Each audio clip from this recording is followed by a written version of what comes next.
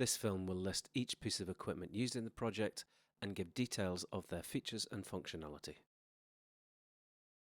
First up is the Moog Subsequent 37, a monophonic analog synthesizer.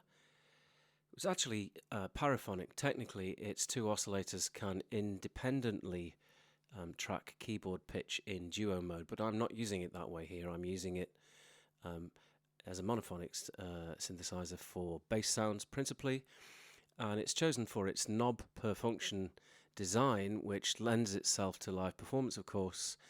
And in my setup, it is also the MIDI keyboard that can play the other synthesizer.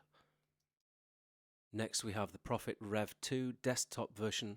This is the 8-voice version of the Rev 2, the polyphonic synthesizer, chosen here principally because it has multi-mode with discrete stereo outputs, meaning it can work as a two-part multi-timbral synthesizer. In fact, therefore, it's two synthesizers in one, and that's how I will use it in the setup.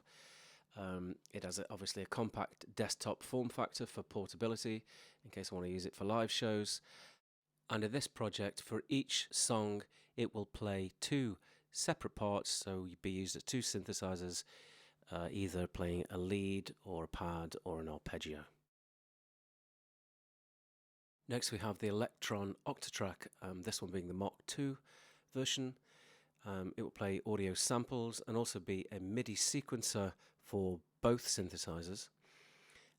And actually, so it will send 3 tracks of sequences, one to the Moog and one to each layer of the Prophet Rev 2. It will also send program changes to the synthesizers and the drum machine to change patterns between songs. It will also trigger presets on the Lima controller and provide system-wide MIDI clock for synchronization.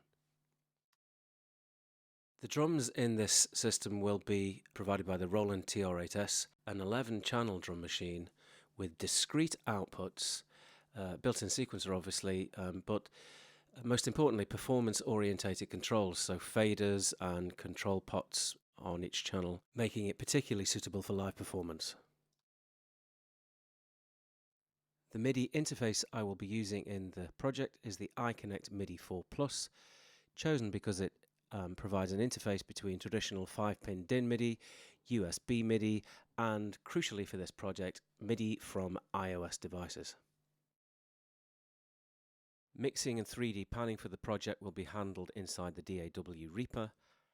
Reaper was chosen for the project because of its ability to host third-order ambisonic panners and the ease of which it allows the setup of MIDI control of both third-party plugins, such as the panners in this case, and Reaper's own channel faders. The key component and main focus of the project will be the Lima application running on an iPad. The Lima application is a direct descendant of the Jazz Mutant Lima hardware device, and just like its predecessor, it is capable of multi-touch, bidirectional MIDI and OSC control.